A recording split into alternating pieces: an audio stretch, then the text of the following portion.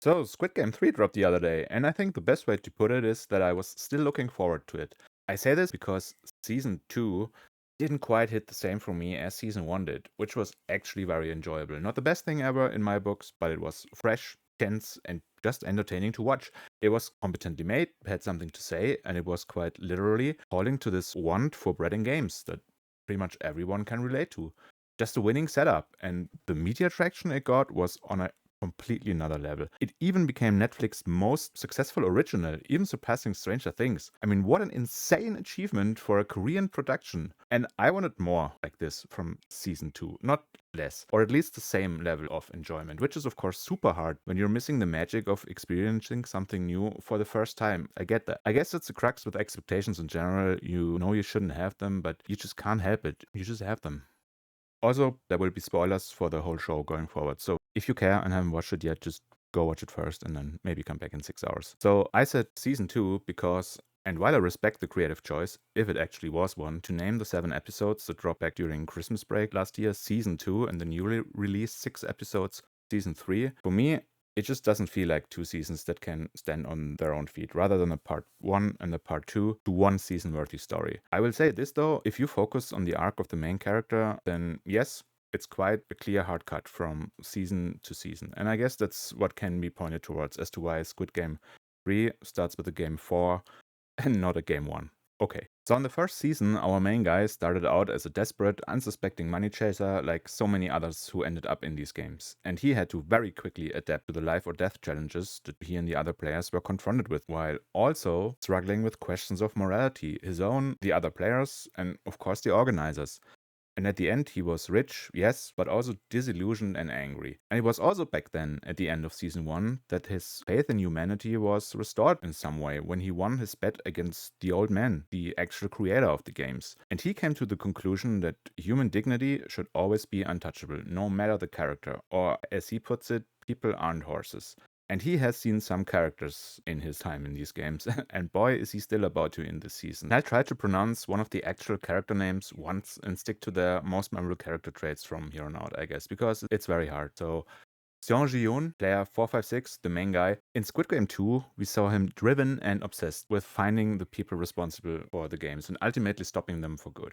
It felt more like a man on a mission type of deal rather than the character-focused Alice in Killerland vibes that we got before, and unfortunately that was very, very much to the season's detriment. At the end of Squid Game 2, we witnessed his last, most risky, one might even say suicidal attempt to take down the bad guys by brute force, and it felt horribly, with his best friend getting killed in front of his eyes and many more of the good guys just being dead.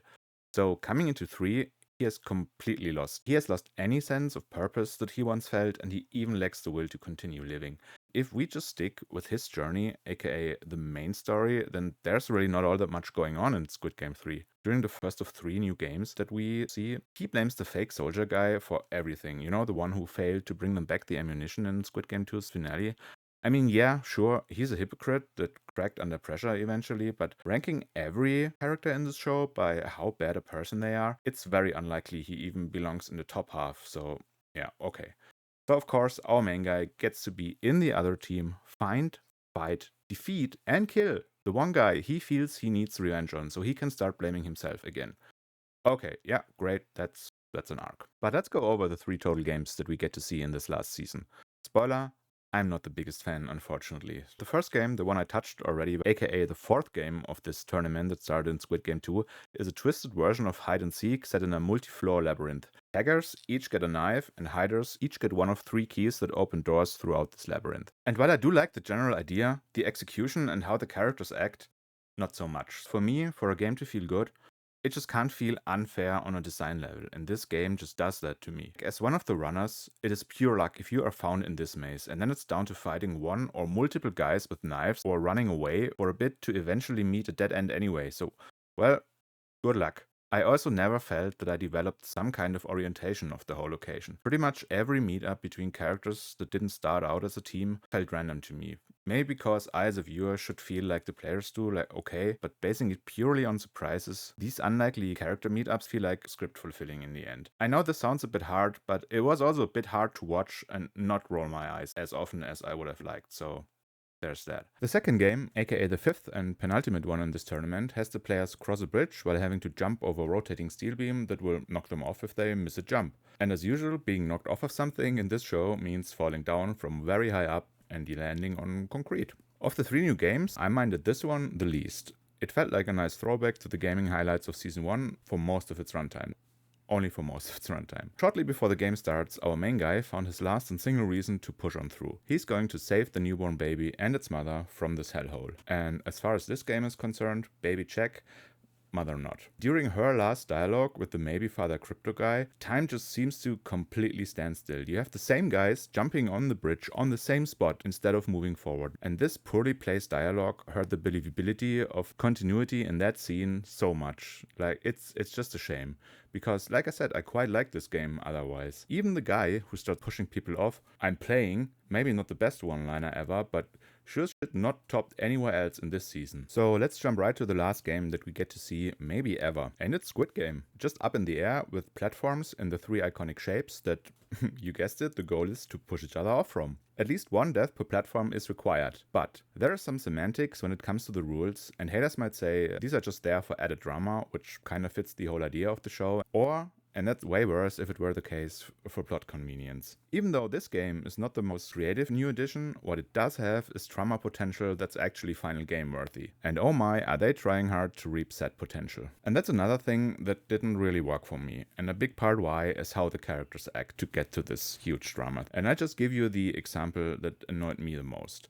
And I actually hope that it's me who just didn't get something. Why in the world did Crypto Guy push Chief Asshole High Debt Guy at the end of round 2? Not even had the requirements for all of them to passing to round 3 long been met, but he was or is the last one of the really bad guys who is still alive. And the show wants me to believe that he just realized this after the fact, that the last round be completely fucked if none of them were alive anymore. Yes, there was one more guy left, the one they beat half to death as their piggyback. So I'm supposed to believe that Crypto Guy assumed he would just play along and not maybe, I don't know, end himself on his own terms after what he just witnessed? Not with all the setting up, not with how they portrayed the guy, not with all the yapping beforehand on why and how to do things. While Danny kind of forgot about the Iron Fleet and Euron's forces, they certainly haven't forgotten about her. And what seemed to be intended as a surprise was unfortunately the opposite. If you would have asked 10 people who would end up surviving and winning the final game, sure, you'd have 1 or 2 lost souls who would have said, yeah, the main guy, he's gonna win again, of course. But the rest would have said the baby. And I mean, who else could it have been? To sacrifice himself for this innocent life while dropping his distinct line felt almost like an unmissable plot point. And it's an okay end to his story and character, just not an exciting one. I don't want or need to be surprised by a story because that's super hard to execute well.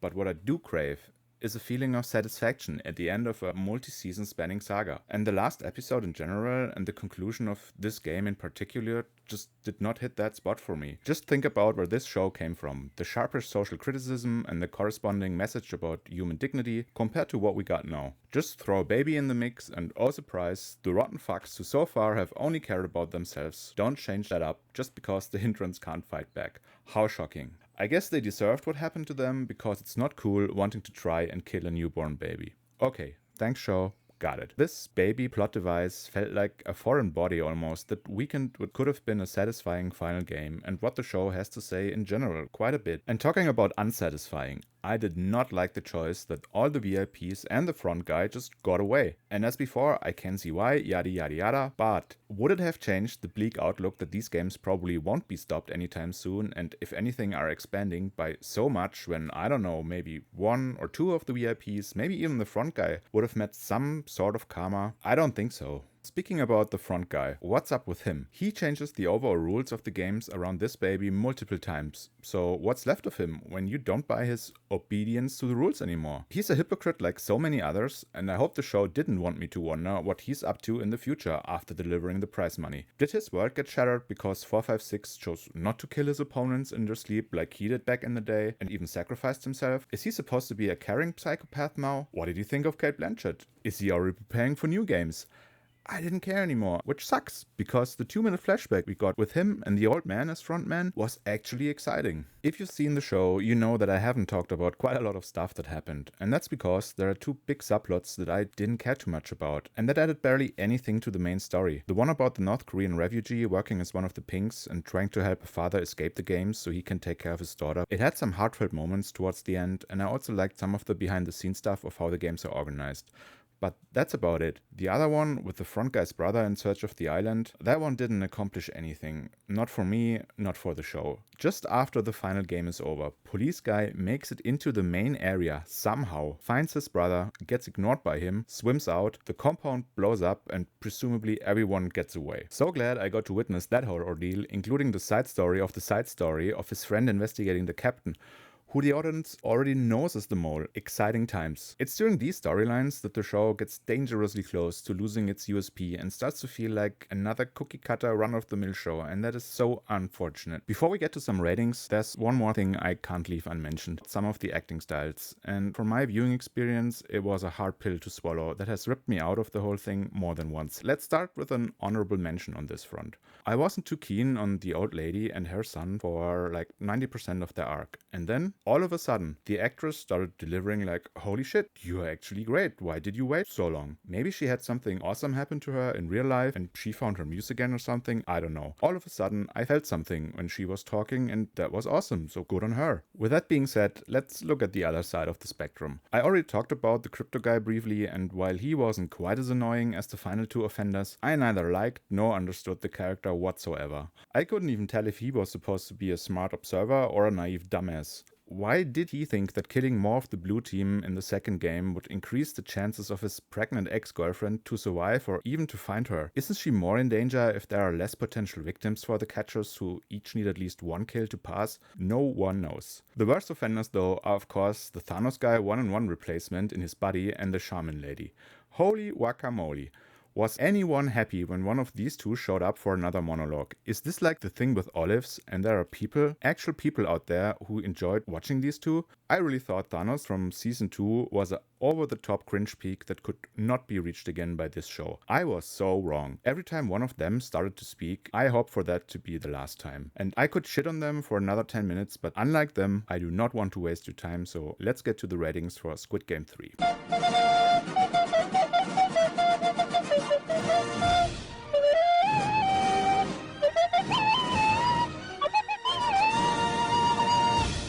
So for the story, we're at 4 out of 10. I can't give it anymore. There was not a lot there, and what was fine at places and not so fine at other places. Characters were 2.5 out of 10. Yeah, let's leave it at that. I've talked about them for long enough. Dialogue, 3 out of 10. Usually this would be weighed with 1. Since this is dubbed or watched with subtitles, I'm gonna rate it with 0.5 for this show, and 3 is, I can't give it more. Look and feel, we're at a 6.5 out of 10. I thought it was pretty decent, well produced. There were some wonky things, like the animation of the baby. Overall, it was quite fine. Music, nothing annoyed me, but also nothing blew me away, so I think 6.5 is a fair rating. And then we have the audience credit, and that unfortunately is only a 4 out of 10. So with this category, I want to factor in if a certain piece of media actually respects its audience intelligence as well as its time. How much exposition talk is there? How elegantly or not is it implemented? Does it make me want to think about the experience afterwards? All of that stuff. And finally, we have the wow factor coming in at 5 out of 10.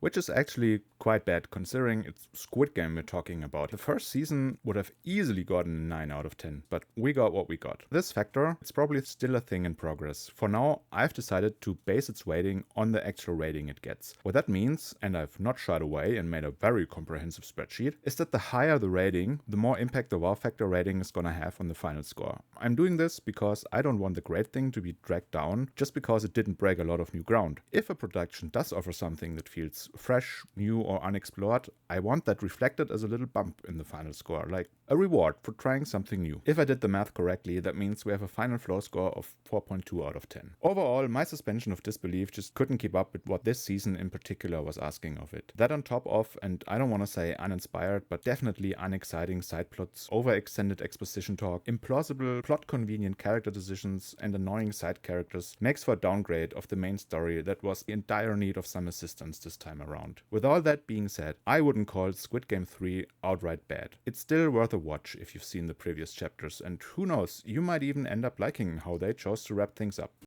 Squid Game 1 was without any doubt an outstanding season of what used to be television. It was something fresh that was so entertaining to watch. And even though I don't consider even season 1 being an S tier, let alone a masterpiece, it was really great to see that a show like this got the media and pop cultural buzz that it got, especially considering that it's not an American production. Coming from this starting position and being able to do pretty much anything and then getting what we got with Squid Game 2 and 3 and not what we potentially could have gotten, that fact, I guess, is what icks me the most. And that's all I wanted to say in my farewell to this once really special show.